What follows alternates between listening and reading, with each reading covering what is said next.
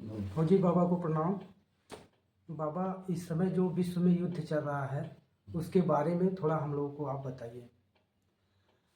आप लोग परिचित हैं कि रोज या प्रतिदिन देख रहे हैं कहीं ना कहीं पर लड़ाई चल रही है, और विशेष तौर पर जो यूक्रेन और रूस का युद्ध चल रहा है। दूसरा, आप देख रहे हैं इजराइल और पूरा मिडिल ईस्ट भी कह सकते हैं, यानी कि आजकल कहा जा रहा है कि ईरान का प्रॉक्सी जो ये है हिजबुल्ला है, हुती है और हमास, ये देख रहे हैं कि गाजा में चल रहा है जब इसको ये भी जोड़ा जा रहा है कि ट्रम्प साहब आएंगे तो शांति होगी। चलिए, एक सोच है और अच्छी बात है, लेकिन ट्रम्प साहब को 20 जनवरी से तक आते आते उनके ऊपर इतना बोझ डाल दिया जा रहा है कि विश्व में शांति लाने के लिए वो प्रयास करें, और उनका आंतरिक भी अपना ट्रम्प साहब के ऊपर बोझ है और अपनी समस्याएं हैं। तो कहाँ तक वो सफल होंगे ये अब देखने वाली बात है।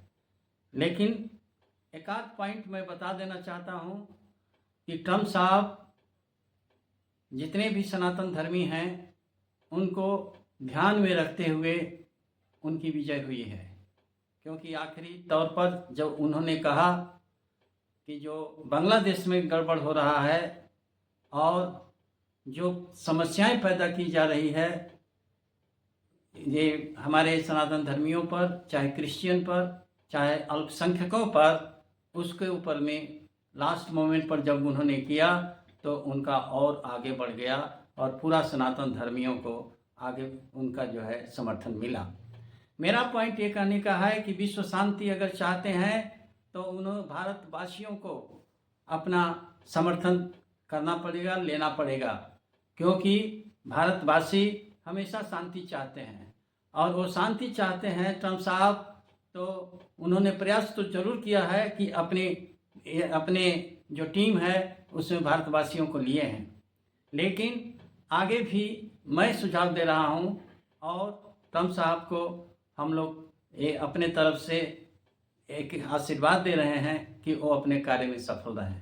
लेकिन साथ ही साथ उनके सामने जो अभी कनाडा के बारे में बोला है, ग्रीनलैंड के बारे में बोला है, वो भी अगर एक साथ करेंगे तो दिक्कतें जरूर आएंगी। दूसरा पॉइंट, जो विश्व युद्ध की बात कर रहे हैं, यानी विश्व में जो युद्ध हो रहा है उसके बारे में अगर आप बात कर रहे हैं तो उनका प्रयास अवश्य होगा, क्योंकि पुतिन जी का और ट्रम्प साहब का आपस में तालमेल अच्छा ही है और ये अच्छा होगा। पूरी मानवता खतरे में पड़ जा रही है और जा रही है, इसके बारे में कोई सोच ही नहीं रहा है। और जितने भी धर्मावलंबी हैं, यानी कि धर्म के जो अपने को बता रहे हैं, वो लोग का कोई जवाब भी नहीं आ रहा है कि मानवता खतरे में है और आप लोग युद्ध बंद करें। चाहे वो इस्लाम के लोग हों, चाहे वो सनातन धर्मी के भी हों, चाहे आपका क्रिश्चियन के लोग हों, कोई भी उनके जो ये हैं, उन्होंने अपना कोई बयान नहीं दिया।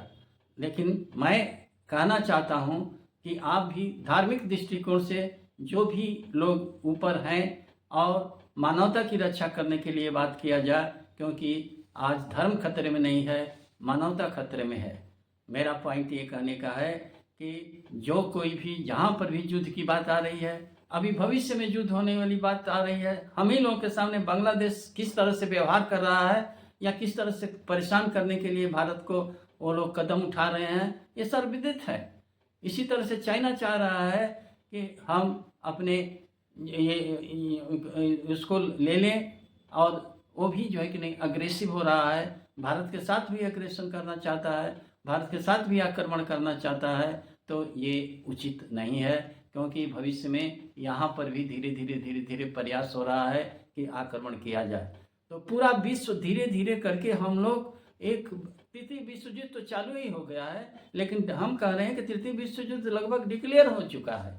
सभी लोग जो है कि नहीं परेशान हैं इसको लेकर के, और सभी लोग अपना अपना गोटी बिछा रहे हैं, अपना अपना चीज़ें ये कर रहे हैं। अब चीन जो है कि नहीं, ताइवान को लेना चाहता है, जबकि वो लोग कहते थे कि 2027 में करेंगे या चाहे कुछ भी करेंगे। तो वो लोग भी अपना हो रहा है, और हो सकता है, संभव है, क्योंकि चाइना हमेशा प्रयास कर रहा है कि ताइवान को ले लें। तो इस तरीके से हम ताइवान को ले लें, हम जो है कि नहीं अपने जितने भी ये लोग हैं, जैसे कि बांग्लादेश है जो परेशान कर रहा है, वहाँ पर भी टेंशन है। तो इस तरीके से हम देख रहे हैं कि पूरा विश्व तो टेंशन में है। दूसरा बात ये हो रही है कि परमाणु बम, ठीक है, परमाणु बम आप गिरा दीजिए, हटा दीजिए, कर दीजिए, ऑलराइट, कोई बात नहीं। लेकिन जो गिरा रहा है क्या वो सेफ है? वो नहीं सुरक्षित है। आप लोग समझ जाएं कि हवा हमारे यहाँ ही नहीं है, पूरे वर्ल्ड में है, पूरे देश में है। और जो कुछ भी विकिरण की चीज़ें आएंगी और जो कुछ भी उसका प्रभाव पड़ेगा तो मौसम बदल देगा। और सभी लोग प्रकृति जानते ही हैं कि प्रकृति के साथ छेड़छाड़ करेंगे तो प्रकृति जो कि नहीं, इकोलॉजिकल बैलेंस बनाने के लिए वो जो है सभी को सजा दे सकती है। इसका ध्यान रखें। तो इस प्रकार हम देख रहे हैं कि ट्रम्प साहब से ऊपर में बहुत सी चीज़ें आएंगी। अगर वो विश्व युद्ध या विश्व को शांति की तरफ ले जाना चाहते हैं तो हमेशा भारतीयों का साथ लें और पक्का जो है कि नहीं वो अपने अभियान में ठीक रहेंगे और सफल रहेंगे। जय हो, जय हो। अगर हमारी ये अच्छा लगे तो कृपया आप उसको लाइक करें और सब्सक्राइब करें। धन्यवाद, धन्यवाद।